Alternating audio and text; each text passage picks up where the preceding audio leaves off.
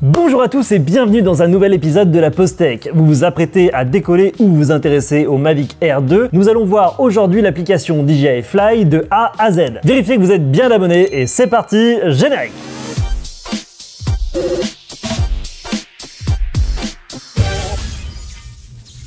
Lorsque vous démarrez DJI Fly, vous arrivez sur cette interface, c'est l'interface de base de l'application. Vous pouvez aller dans la vue caméra, c'est ce que verra votre drone, mais il y a 2-3 choses à voir avant d'aller dans la vue caméra. On va y revenir juste après. Déjà, vous pouvez voir en haut à gauche, il y a zone de prudence. Les zones de prudence, ce sont des lieux où il y a des blocages logiciels où le drone ne peut pas décoller. Donc, vous voyez, si on dézoome ici, on voit qu'il y a des zones en bleu et en rouge. En rouge, vous ne pourrez pas décoller en tant que loisir, il faudra être professionnel et avoir les autorisations. En bleu, c'est débloquable avec un numéro de téléphone. Si vous voulez avoir plus d'informations sur le sujet, on a fait une vidéo dédiée qui est ici en fiche. Vous pouvez observer en bas à droite qu'il y a marqué Fly Spot proche. Je pense que c'est une nouvelle fonctionnalité qui va être intégrée par DJI où ça vous montre les endroits sympas où voler. Sauf qu'aujourd'hui, il n'y en a aucune. J'ai essayé de scroller un petit peu sur la carte et je n'ai pas trouvé de Fly Spot. Donc peut-être que ça viendra avec les mises à jour logicielles. On revient dans le menu principal. En haut à droite, très important surtout si vous débutez, vous avez plein de tutos disponibles. Ce sont des tutos qui vont du débutant jusqu'à les fonctionnalités avancées sur les modes de vol automatique par exemple. Je vous incite fortement à aller les voir, vous y apprendrez plein de choses. On va pas faire dans le détail, on va revenir sur l'écran principal. En bas à gauche, vous avez Album et là vous allez pouvoir voir toutes les prises de vue que vous avez faites et qui ont été enregistrées en cache dans votre téléphone. Vous voyez d'ailleurs, c'est marqué cache sur la petite photo. Et si vous voulez télécharger cette vidéo, il faudra cliquer sur le bouton télécharger en bas à gauche. Vous pouvez voir que là, on peut pas le télécharger parce qu'on n'est pas dans le bon codec vidéo. Vous ne pouvez télécharger sur votre téléphone que les vidéos en H264, c'est un codec, on le verra un peu plus tard, et les JPEG. Sur l'écran principal, vous pouvez voir également SkyPixel. SkyPixel, c'est le réseau social de DJI. Personnellement, je ne l'utilise pas, mais peut-être que ça vous intéressera. Vous voyez également Profil. On va aller dans Profil et voir des différentes options. Vous avez surtout ce qui est intéressant, localiser mon drone. Si jamais vous avez perdu vos drones, vous pouvez le faire biper, clignoter pour être sûr de pouvoir le retrouver s'il est caché derrière un arbre par exemple. Vous pouvez également voir sa dernière position connue sur la carte que vous pouvez passer en mode carte, en mode satellite ou en mode hybride. Si vous avez perdu votre drone, vous aurez peut-être besoin de voir ce que voit la vidéo du drone. Dans ce cas, vous appuyez sur ce petit bouton là et là vous aurez la vue caméra. Allez, maintenant on va aller dans Paramètres. Dans Paramètres, vous allez pouvoir mettre à jour les logiciels et la base de données FlySafe, mettre l'option télécharger automatiquement le logiciel. Je vous le déconseille pour être sûr qu'il n'y ait pas d'installation qui soit intempestive lorsque vous souhaitez voler. Vous pouvez également synchroniser vos données en vol avec votre compte DJI si vous le souhaitez. Vous pouvez sélectionner vue caméra, c'est-à-dire qu'à chaque fois que vous allez connecter votre drone, vous ne passerez pas sur le menu principal qu'on a vu, mais vous allez directement arriver dans la vue caméra, celle qui vous permet de voler. Vous pouvez également vider le cache sur le téléphone qui a été enregistré en basse qualité. Les vidéos de bonne qualité sont bien enregistrées dans la carte SD du drone et choisir différents paramètres de confidentialité comme par exemple le partage de la position GPS, etc. Personnellement, moi j'aime pas trop participer au programme d'amélioration des produits DJI parce qu'on voit plein d'infos sur le matériel et j'ai pas envie que ces données-là partent sur le net. Vous voyez également le menu déverrouiller les zones géographiques. Les fameuses zones bleues qu'on a vues sur la carte juste avant sont déverrouillables avec un numéro de téléphone et vous allez les retrouver ici. Si vous êtes pro, zone rouge et vous allez les retrouver ici aussi. Allez, on va revenir dans le menu principal, on a vu le plus important et on va aller dans la vue caméra. Dans la vue caméra, en haut à gauche, vous voyez que vous êtes en mode N. C'est normal, vous êtes en mode normal. C'est le mode sélectionné par l'interrupteur sur votre télécommande. Si vous êtes en mode tripod, vous allez retrouver le mode T. Si vous êtes en sport, vous allez retrouver le mode S. Vous pouvez voir, toujours en haut à gauche, que le décollage est autorisé. Ça veut dire que vous n'êtes pas dans une zone géographique limitée et que tous les capteurs du drone disent « Ok, c'est cool, on peut y aller ». Vous voyez également sur la gauche, au milieu gauche, un bouton qui permet de décoller automatiquement. Donc vous cliquez dessus. Voilà, si j'arrive à le sélectionner. Vous laissez appuyer sur le décollage et automatiquement, il va prendre une hauteur de vol de 1,2 m.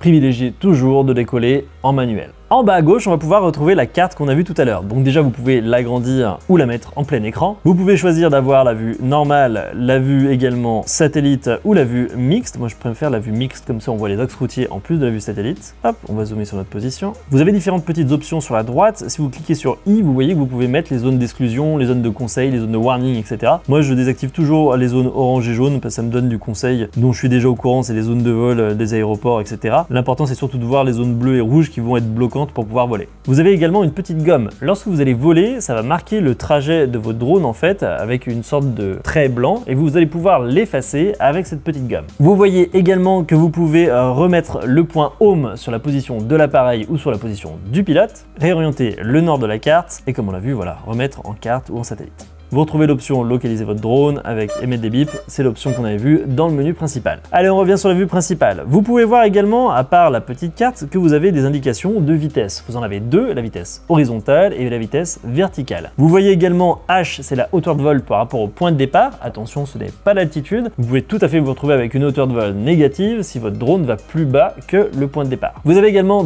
la distance par rapport au point de départ. Vous voyez au milieu, il y a un truc qui clignote. Alors ça, on va pas pouvoir voir exactement comment ça fonctionne vu qu'il faut être en extérieur, mais en gros, ça va vous donner la position de l'appareil par rapport à votre position en tant que pilote. Ça existait déjà sur les anciens drones, mais là, je trouve qu'ils l'ont vraiment amélioré. C'est-à-dire qu'en tournant la télécommande comme ça, vous allez pouvoir savoir si vous regardez votre drone avec ceci. Ne vous reposez pas que là-dessus pour savoir où est votre drone, mais vous savez que vous avez cette indication si jamais vous ne savez pas exactement où il est dans votre champ de vision. En bas à droite, vous avez des options pour tout ce qui est paramètres photo et vidéo. Là, vous pouvez voir qu'on est en mode auto, mais on peut également passer en mode manuel et régler manuellement l'obturateur et les ISO. La plupart du temps, si vous débutez, vous serez en mode auto et si vous voulez aller un peu plus loin, vous passerez en mode manuel. À ce moment-là, je vous incite à faire des recherches sur le triangle d'exposition, ça vous aidera à savoir comment paramétrer ceci. Et si vous souhaitez qu'on fasse un épisode là-dessus, si ça vous intéresse, dites-le nous en commentaire, on le fera avec plaisir.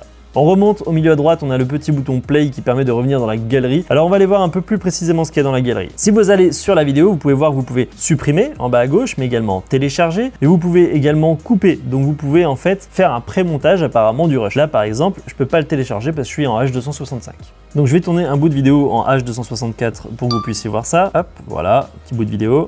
C'est pourquoi j'ai retourné une vidéo exprès, c'est parce que si par exemple vous mettez en 4K 60 images par seconde, vous pouvez tourner qu'en H265. Et à ce moment-là, vous ne pourrez pas télécharger vos vidéos sur l'appareil pour faire ces petits montages, etc. Vous voyez, là, hop, c'est bon, télécharger. Ça met toujours un peu de temps pour télécharger la vidéo. Et là, on l'a en qualité originale sur le téléphone.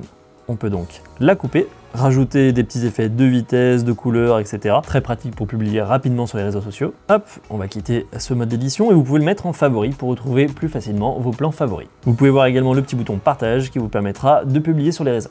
Allez, on va revenir au menu principal. Vous avez un gros bouton rouge, le bouton REC, c'est normal, c'est le bouton qui permet d'enregistrer. Si vous êtes en mode photo, vous allez avoir un bouton, hop, blanc cette fois. Et vous allez pouvoir prendre une photo. Waouh! Avouez que vous êtes surpris. Et si vous touchez le petit bouton juste au-dessus, vous allez pouvoir paramétrer tous les modes photo et vidéo. Donc en photo, une photo unique, une photo 48 mégapixels, on reviendra sur l'intérêt du 48 mégapixels très bientôt. En mode smart, là ça décide de lui-même je crois si ça fait en HDR ou pas. Apparemment ce mode fonctionne plutôt bien si vous voulez prendre des photos de manière assez facile. Vous pouvez également faire du bracketing, faire de la rafale et prendre des photos à intervalles réguliers. On le verra dans les menus avancés, on pourra transformer tout ça en JPEG, en RAW, etc. Dans la vidéo, vous allez pouvoir choisir si vous faites une photo normale avec les différents paramètres, voilà, si c'est de la 4K, si c'est de l'HD, si c'est de la HDR, donc ça c'est un mode qui permet d'améliorer les tons très clairs et les tons très foncés pour avoir un rendu plus naturel. Et également le mode ralenti si vous voulez faire de la slow-mo en HD, en 120 fps ou en 240 fps. Vous avez également les quick shots qui ne sont accessibles que lorsqu'on décolle, mais on fera un test complet sur tous les modes de vol automatique si ce n'est déjà fait sur la chaîne, sinon ça doit être en fiche quelque part. Vous pouvez faire les hyperlapses et des panoramas. Dans l'onglet panorama, c'est là que vous allez pouvoir faire des panoramas classiques, mais aussi prendre des photos sphères à 360. Allez, on va passer au menu un peu plus avancé. Vous voyez en haut à droite 2-3 informations résumées. On voit que le signal radio passe bien, RC avec 5 bars. On peut voir que les capteurs sont bien activés grâce au symbole associé juste à droite de RC. On peut voir qu'il n'y a pas assez de satellites, mais c'est normal, on est en intérieur. Le pourcentage de batterie restant, le temps de vol, etc. Si vous appuyez maintenant sur les 3 petits points, on va commencer par le menu sécurité. Vous allez pouvoir programmer votre altitude max et la distance max. Tout ça dépend de l'endroit où vous êtes et des dispositions légales en vigueur. Si vous débutez dans le monde du drone, je vous invite à aller voir cette vidéo qui vous résume tout ce que vous devez savoir sur la réglementation loisir. Vous pouvez voir également l'altitude automatique du RTH, à toujours paramétrer à une altitude plus importante que l'objet le plus haut dans votre zone de vol. Vous pouvez, comme sur la carte, actualiser le point de départ sur la position du pilote ou de l'appareil. Vous pouvez décider d'activer ou non la détection d'obstacles, dans le doute, laissez-la activer. Vous pouvez choisir d'activer ou non la passe. La passe, en fait, c'est un système. Lorsque vous avez un obstacle, ça donne l'autorisation au drone, si vous allez en avant par exemple, de contourner sur les côtés ou au-dessus automatiquement. Moi, j'aime pas trop cette option, donc je l'ai pas mise parce que j'aime bien garder vraiment le contrôle de mon appareil. Ici, vous pourrez également calibrer le compas, l'IMU, qui comprend le gyroscope et l'accéléromètre. C'est en gros les capteurs de base dans le drone qui lui permettent d'assurer sa stabilisation. Vous pouvez choisir de laisser l'éclairage auxiliaire. Alors, qu'est-ce que c'est? Ça, c'est la petite LED qui est dessous. Voilà, c'est ça. On appelle ça l'éclairage auxiliaire, donc soit vous le laissez en auto et il s'allumera lorsqu'il n'y aura pas assez de lumière, lorsqu'il devra atterrir, ou vous pouvez le laisser allumer en on ou le mettre en off. Vous retrouvez déverrouiller la zone géographique. Bon, ça maintenant, vous commencez à connaître, on l'a vu dans le menu principal. Vous trouvez également le menu identification à distance qui va être obligatoire pour tous les appareils immatriculés après le 29 juin 2020. Ça permet en gros avec un signal Wi-Fi aux personnes de savoir à qui appartient l'appareil. Localiser mon drone, pareil que pour le menu principal, et dans les paramètres de sécurité avancés, on voit ce qui se passe s'il y a une perte de signal. Est-ce qu'on active le RTH, est-ce qu'on lui dit descendre ou est-ce qu'on lui dit d'effectuer un vol stationnaire en attendant de retrouver la connexion radio. Et si la manipulation de mettre les joysticks vers l'intérieur coupe les moteurs uniquement en situation d'urgence détectée par le drone ou n'importe quand. Pareillement, dans le doute, laissez urgence uniquement pour éviter de faire une fausse manipulation.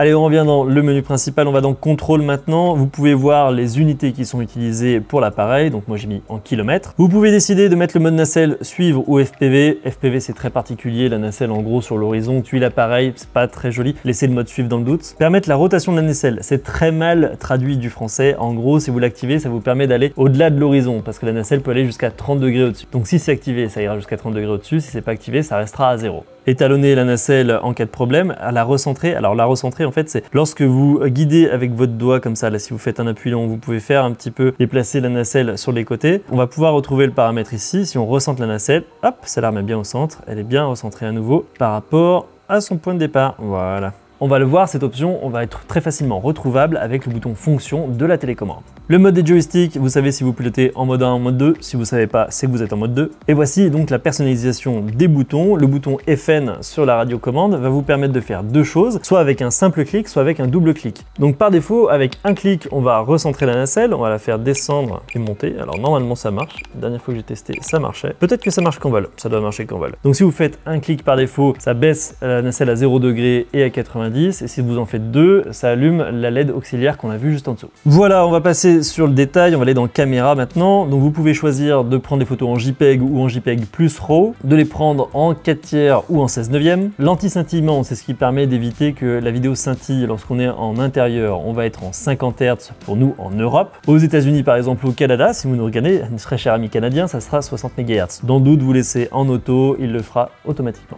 Vous pouvez activer l'histogramme qui vous permet de vérifier si votre image est cramée ou non. Il y a plein de tutos sur internet que vous trouverez si jamais vous êtes intéressé sur le sujet. L'alerte de surexposition, ça va vous mettre des zébras là où c'est surexposé. Alors je vous rassure, ça n'enregistre pas comme ça sur la vidéo, c'est juste pour vous avertir vous en tant que pilote. Vous pouvez choisir de synchroniser automatiquement les photos en HD, autrement dit ça les télécharge automatiquement sur votre téléphone, à voir si vous avez assez de place sur votre téléphone. Et choisir le quadrillage, donc est-ce que vous voulez une croix, une grille, un petit point, à vous de voir selon vos préférences. Vous pouvez ici également formater la carte SD et le stockage interne de 8 Go, stockage interne de secours, ça ne suffira pas pour prendre des vidéos en 4K par exemple. Choisir ou pas d'activer le cache pendant l'enregistrement pour savoir ou non si vous voulez sauvegarder une version en basse résolution sur votre téléphone et gérer les paramètres du cache. Si vous êtes dans le mode vidéo, si vous avez choisi vidéo, vous allez voir que vous allez avoir des paramètres différents ici. On va se remettre en normal, voilà. Voilà, donc maintenant quand je suis dans caméra, je peux choisir le format MP4 ou MOV, je vous conseille le MOV qui est moins compressé. Vous pouvez choisir d'être en couleur normale ou Dessiné Lag. Dessiné Lag, ce sont des couleurs plus plates pour les personnes qui refont de la colorimétrie en post-prod. Le codage H264 ou H265, mettez H265, il y a quasiment plus personne qui utilise de H264 maintenant, sauf si vous avez un très vieux PC. On retrouve l'anti-scintillement et vous avez également sous-titres de la vidéo. En fait, ça vous crée un fichier sous-titres, un fichier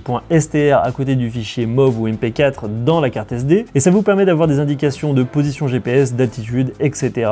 et pouvoir avoir des informations sur votre vol. Ça ne les met pas en surimpression sur la vidéo, c'est un fichier à part, donc ça ne va pas vous les mettre en surimpression sur la vidéo de manière définitive. Voilà, et c'est tout pour les différences dans ce menu entre mode photo et le mode vidéo. Maintenant, dans transmission, vous pouvez voir que vous pouvez choisir en définition soit HD, soit fluide. HD, vous aurez une meilleure qualité vidéo sur votre appareil lorsque vous pilotez. Fluide, la qualité sera un peu moins importante, mais la connexion sera meilleure parce que ça demande moins de bande passante. Moi, je vous conseille de mettre plutôt fluide, vu qu'on s'en fout un petit peu de la qualité sur l'écran lorsqu'on est en train de piloter. La qualité la plus importante est enregistrée dans la carte SD lorsqu'on enregistre la vidéo. Fréquence, laissez double bande, il se débrouille pour trouver la meilleure fréquence pour le vol, et vous voyez les modes de canaux qui sont plus ou moins encombrés en fonction de votre environnement. Dans à propos, vous allez retrouver le nom de l'appareil, le modèle, vous allez pouvoir rechercher les mises à jour un peu comme dans le menu principal qu'on a vu précédemment, et vous verrez toutes les informations un peu plus bas, les numéros de série, etc. pour avoir des infos sur votre appareil. Voilà, on a fait le tour de l'application. Je parle vite, je sais, mais c'est pour pouvoir faire une vidéo qui ne soit pas trop longue et voir toutes les fonctionnalités de ce logiciel. Si vous avez des questions, n'hésitez pas à les poser en commentaire. Non seulement j'y répondrai si je les vois, mais vous avez également plein de gens de la communauté qui seront ravis de vous aider dans cet espace de partage et d'échange. Si vous voulez aider la chaîne, vous avez un Tipeee, mais vous avez un moyen beaucoup plus simple. Si vous souhaitez acheter cet appareil, allez regarder les liens en description qui sont des liens affiliés et ça nous aidera à produire plus de vidéos dans ce genre. Voilà, j'espère que ce tutoriel vous aura plu. Il ne me reste plus qu'à vous souhaiter de très bons vols. Salut!